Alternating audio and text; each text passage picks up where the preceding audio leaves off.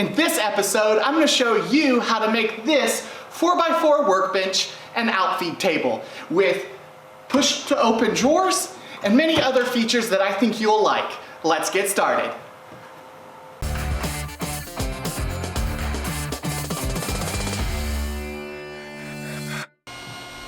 So I started this project by cutting down a 4x8 sheet of plywood.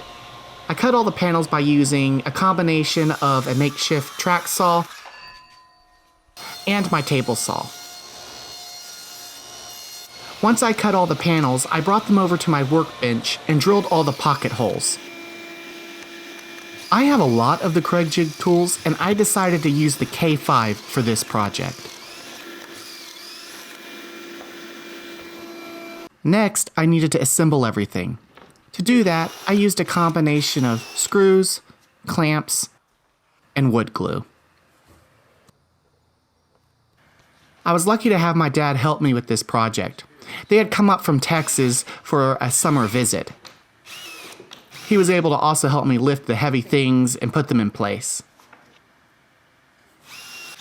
I want to take a moment here and just thank everyone for watching this video, and if you like it, smash that thumbs up button. I would really appreciate it. And if you have any questions about this build, put them in the comments below. I love answering your questions.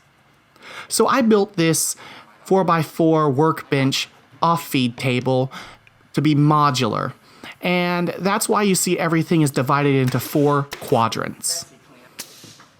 To provide extra support to my workbench, I added these top braces.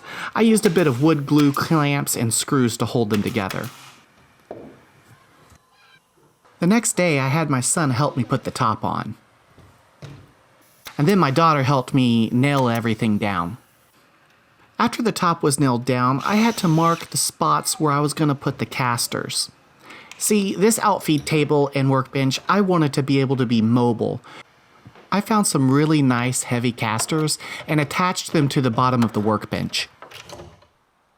It was really satisfying to flip this over on its casters and wheel it over to a spot in my garage. I stared at it for a couple of days, till I cut my removable top and screwed it into the top of my workbench. The next thing I had to do was install the drawer slides. To do that, I used a scrap piece of wood to hold the slide up.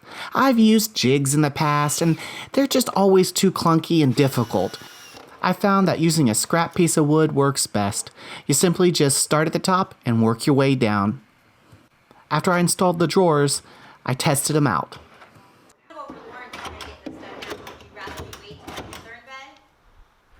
Putting the face on the drawers was a little tricky.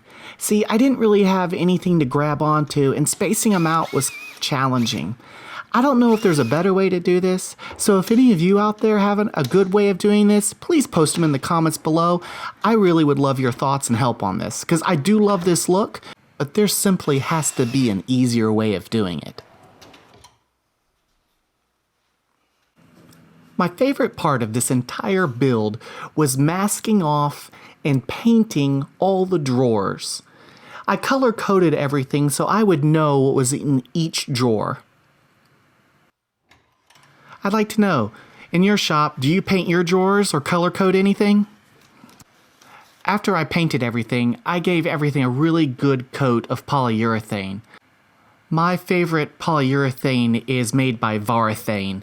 I've always loved their product. It goes on really well, and it has a really nice finish afterwards. If you like this video, smash that thumbs up button, and don't forget to subscribe. Till next time, I'll see you later.